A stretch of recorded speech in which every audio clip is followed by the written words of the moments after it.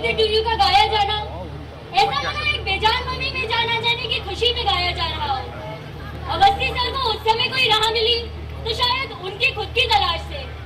मैं तो उस पर ज्यादा से ज्यादा एक हमसफर, शायद वो भी नहीं। अब आपको पता लगा ना क्या बोझ था मेरे ऊपर। खरे साहब, क्या मेरे मेमोइर्स सुन भी रहे थे आप? सुन रहा था, मगर सिर्फ अल्फाज ही नहीं बल्कि जी रहा था। शरीक सा हो गया था उस बर्थडे पार्टी में। लक्ष्मी, मुझे लगता है कि अवस्थी साहब भी हम सब लोगों की तरह ही एक कैद में थे। कैद? हाँ, खुद को कुछ निराला समझने की कैद, खुद अपने ही ऊपर दया करने की कैद। उस शाम शायद तुम्हारे मार्फत अवस्थी साहब को उस कैद से कुछ मोहलत मिल गई थी। मैं कुछ समझी नहीं। अरे मैं भी क्या खाक समझता हूँ, बस अंदाजा लगाता हूँ। मगर अवस्थी साहब की जिंदगी की जिक्सो पजल कुछ तो सॉल्व होती हुई सी लगती है। वो वाकई शायद तुम्हारी वाली शाम के बाद के वाकये होंगे, जब मैंने कमिश्नर साहब के रूम से अवस्थी जी और बग्गा की आवाजें सुनी। हाँ, काशीराम का नंबर है। Good morning sir. हाँ बोलिए अवस्थी साहब। सर मैं एक्शन सर और सॉरी सर के अलावा कुछ और? सर हम एक्शन ले रहे हैं सर। कौन सा केस है? चीजें नगरी वाला सर। सर मैंने इनसे कहा था कि अभी ट्रस्ट का स्टे आने वाला है, उसके पहले फाइल क्लोज किए देते हैं। भाई ठीक है, तो कहा बग्गा ने स्टे में कुछ कॉम्प्लिकेशंस आ गए हैं, लेकिन मंदिर का मामला है तो डिले नहीं होगा। सब यही चाहेंगे तो कोई डिस्प्यूट ना हो। मंदिर नहीं सर, पार्क। क्या कहा आपने? सर मास्टर प्लान में पार्क का अप्रूवल और सैंक्शन है सर। लो जी, अब इनकी सुनो। बिल्कुल जेजे कॉलोनी वाले जैसी बातें कर रहे हैं। मैंने भी यही कहा था सर कि आप तो बिल्कुल जेजे कॉलोनी वाले जैसे बातें कर रहे हैं। पर सर हमने जेजे कॉलोनी वालों से वादा किया है सर कि अरे उनसे कह दिया था बस रोकने को। मिस्टर अवस्थी प्लीज मेरा टाइम वेस्ट मत कीजिए। ट्रस्ट का मुझ पे बहुत प्रेशर है। इलेक्शन वैसे ही आने वाला है, मंदिर तो बनवाना ही पड़ेगा, लेकिन फंड रिलीज हो गए पार के लिए, इसलिए अपने लेवल पर ही इस केस की फाइल को क्लोज कर दीजिए। और अगर आपसे नहीं हो सकता है काम तो केस की फाइल को बग्गा जी को सौंप दीजिए। बग्गा जी समझा दीजिएगा इनको। बिल्कुल बिल्कुल सर, बिल्कुल। मगर सर अवस्थी जी कमाल करते हो आप। अरे साहब का मूड नहीं देखा क्या? पंडित बार बार चक्कर काट रहे हैं, फोन पे फोन किए पड़े हैं। अरे साहब पे बहुत प्रेशर है। आप एक काम करो, आप मंदिर बनवाने की फाइल खोल दो और ये पार्क वाली फाइल ना ये आप मुझे दे दो। इस पर बढ़िया से नोटिंग करके क्लोज करने को मैं पटक के देता हूँ। अरे क्या हो गया अवस्थी को? मारा जाएगा साला। अरे बड़े आदमियों का मामला है, ऐसे ऐसे प्रेशर पड़ेंगे कि रिटायरमेंट पर लोग भी खराब हो जाएगा।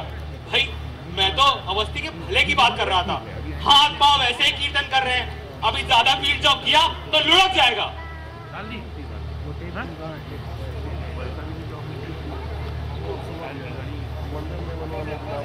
और मिश्रा जी क्या हाल चाल है?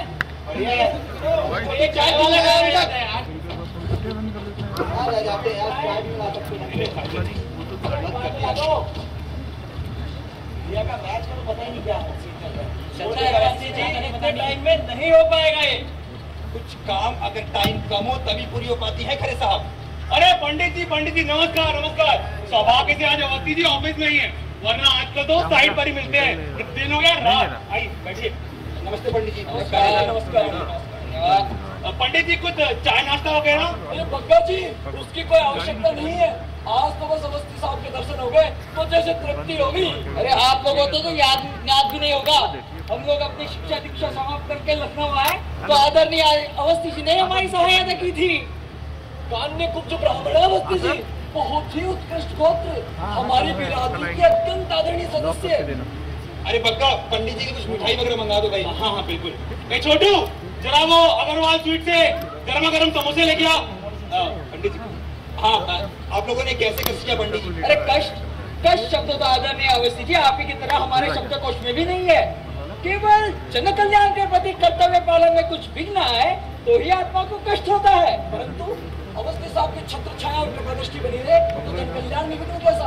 अरे ये तो यहाँ के निवासियों का सौभाग्य है कि पूजनीय अवस्थी बाबू जैसे महान पुरुष यहाँ के बड़े बाबू हैं। पंडित जी आपकी बातें तो शास्त्रार्थ जैसी लग रही है। अगर कुछ हिंदी में कहे तो हमारे भी बोले बड़े। क्या खरे अभी चुप रहो, मौका दे के बोला करो। हाँ तो पंडित जी आप कुछ कह रहे थे? सुना है अवस्थी जी आपका शरीर कुछ अस्वस्थ है इन दिनों। शरीर का क्या है, वैसे आजकल मैं जीवित नहीं जीवंत भी हूँ, पर ऐसा महसूस कर रहा हूँ कि मैं सांस ही नहीं ले रहा बल्कि जी भी रहा हूँ। अरे परम पिता से हमारी यही प्रार्थना रहेगी कि वो आपको चिरायु करे। आपकी अवस्था में अवस्थी जी ये बहुत ही आवश्यक हो जाता है कि हमारे निकट ही हमारा अपना भव्य सा मंदिर बने अपने इष्ट देव का, और यही दरिद्रों की शांति का भी सबसे उपयुक्त उपाय है। केवल यही नहीं, अपने ओहदे से निवृत्ति के पश्चात आप हमारा मार्गदर्शन करें, हमारे ट्रस्टी बनकर। राधेश्याम जी, गोस्वामी जी, कृपया मुझे क्षमा करें, मगर मैं बहुत व्यस्त हूँ और इतना व्यस्त पहले कभी नहीं रहा। और रही मंदिर की बात, वो मेरे हाथ में नहीं है। अरे बड़े बाबू, आपकी विनम्रता के लिए हमारे मन में बड़ी श्रद्धा है, लेकिन आपको भी तो पता है कि कमिश्नर साहब भी अपने बड़े श्रद्धालु हैं। उन्होंने स्वयं हमसे कहा कि ये केस इसी सेक्शन में और आप ही के लेवल पे है, तो बस आपको अपने कर्तव्य समझाना तो सूर्य को दीपक दिखाने का सवाल होगा।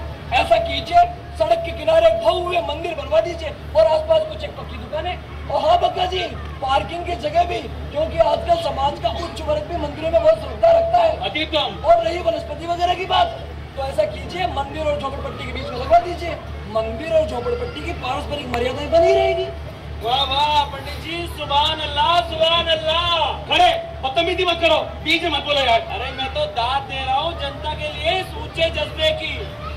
पंडित जी, मास्टर प्लान में दुकानों और मंदिर का कोई प्रस्ताव नहीं है, बल्कि जगह वैसे ही इतनी कम है कि वहाँ पे जन सुविधाओं को देने का निर्णय किया गया है, उसमें ही जगह कम पड़ रही है। पंडित जी, जन सुविधाओं का मतलब समझे ना, यानी अब के मेरा हिस्सा भी है प्लान में। पंडित जी, मुझे तो लगता है कि प्लान में ही ये जमीन अपवित्र हो गई है। अब आपके काम की कहा। अवस्थी जी, कृपा करके इन सज्जन को हमसे अशिष्ट बातें करने से रोकिए। मगर खरे बाबू बिल्कुल ठीक कह रहे हैं, शौचालय इत्यादि है योजना में। आपका मतलब अवस्थी जी, आप उसके पक्ष में हो, मंदिर का नहीं। बात पक्ष या विपक्ष का तो है ही नहीं, जरूरत का है। पंडित जी, आप ही बताइए, प्रार्थना के लिए मंदिर ज्यादा जरूरी होता है या हाजत के लिए पाखाना? अरे अपने आप को हाजत की वक्त की कैफियत में लाकर सोचिए। अवस्थी, यह छोटा सा बाबू हमसे अभद्र और असभ्यतापूर्ण व्यापार किया जा रहा है और तुम तर्क हमारा उसी का साथ दे रहे हो। अरे वातावरण दूषित कर दिया इससे, बल्कि मैं कहूँगा कि आपका शक कर। पंडित जी नाराज ना हो, कृपया करके बैठ जाइए, कुछ चाय नाश्ता तो ले लीजिए। अरे इस वातावरण में हमसे जलपान करने को कह रहे हो? अरे समोसा ले लीजिए, गर्मा गर्म है। अरे इस आदमी की बातें सुनकर तो ऐसा लगता है कि अपने अतिरिक्त को मुंह में डालने से पहले स्नान करना पड़ेगा। क्या साहब, आपके बदन को पवित्रता की कुछ ज्यादा ही जरूरत पड़ती है क्या? उधर बेचारी औरतों को तन उखाड़ कर रास्ते में नुमाइश लगानी पड़ती है, उसका कुछ भी नहीं। अरे साहब, आप भी शांत रहें। पंडित जी, हमारे पास समय वैसे ही बहुत कम है, अगर आगे समय मिला तो मिलूंगा आपसे। नमस्कार। हमारे इस अपमान के बाद प्रश्न यह नहीं होगा कि तुम्हारे पास भेंट के लिए समय है कि नहीं, पर हमारे पास तुम्हारे लिए समय है कि नहीं। अपने नहीं, पूरी बिरादरी के पैरों पर कुल्हाड़ी चला दी तुमने। मगर याद रहे अवस्थी, समाज में हमारा स्थान कोई नहीं छीन सकता। एक ब्राह्मणों के ब्राह्मण का अपमान करता है, तूने तो लुटिया डुबोदी अपनी। पता नहीं परंतु ब्रह्मा भी तुझे क्षमा कर पाएगा नहीं। अच्छा पंडित जी, कभी वक्त मिले तो तशरीफ लाइएगा मेरे पाखाने पर। जाते जाते एक बात सुन लो अवस्थी, हम तेरा तिरस्कार करते हैं। अरे देश के बड़े बड़े नेता, मंत्री, प्रधानमंत्री, सब महापुरुष साधु संतों की अगवानी में चलते हैं, उन्हीं की छत्र छाया में जीते हैं। मामूली सा तू चीज क्या है? चलो पंडित जी। पंडित जी, एक मिनट मेरी बात तो सुनिए। पंडित जी, एक मिनट। पंडित जी, एक मिनट। एक बात कहूँ, ये पंडित यहाँ से जाएंगे सीधे शौचालय ही। समझेंगे मेरी बात। चलो अच्छा हुआ, मिठाई पे और समोसे पे उनका पवित्र हाथ नहीं पड़े। अब हमें कुछ पेट पूजा कर ले। खरे साहब, थोड़ा जल्दी कर सके तो। नहीं, मतलब नाश्ता कर लीजिए, वैसे भी साइड पर मेरी वजह से आपको खाने को नहीं मिलता। जी अवस्थी जी, आप ही बैठ जाइए थोड़ी देर। और वैसे खाने पीने से याद आया कि छोड़िए पार्क के मंदिर का चक्कर, मैं तो कहता हूँ एक ठेका या बार बनवा दो और पास में शौचालय। अगर ठेका बन गया तो ये झोपड़पट्टी के झगड़े वगड़े भी खत्म। जी वो शेर है ना, जो मैकदे में गए वो साथ साथ आए, गए थे जो देरो हरम में जुदा जुदा निकले। अरे साहब, थोड़ा जल्दी कर सके तो। ओहो, याद आया, आपको तो शेर शायरी का शौक ही नहीं है। मगर अवस्थी जी, एक और बात न कही तो मेरे पेट में दर्द रह जाएगा। जरूर जरूर भाई, जरूर। कदा असल में एक ऐसा मुकद्दस से मुकाम जिसके दरवाजे पे लिखा है मोहब्बत का पैगाम। ये हिंदू, ये मुसलमान, ये सिख, मैं कदे में कभी होता ही नहीं ऐसा। अब मैं तैयार हूँ, चलिए। आप लोग मरवाओगे मुझे। कमिश्नर साहब अब पता नहीं क्या करेंगे, क्या एक्शन लेंगे। अबे बग्गा, लखनऊ में रहकर भी तू बड़ा गैर शायराना आदमी है यार। अबे गालिब को नहीं तो गुलजार को ही सुन ले। अरे गुलजार को नहीं तो तू मुझे को सुन ले। अबे आप हट साइड में, वरना पता है ना मैं चिपट जाऊंगा तो गंगा जल से नहाना पड़ेगा तुझे। हट देर में चले अवस्थी जी।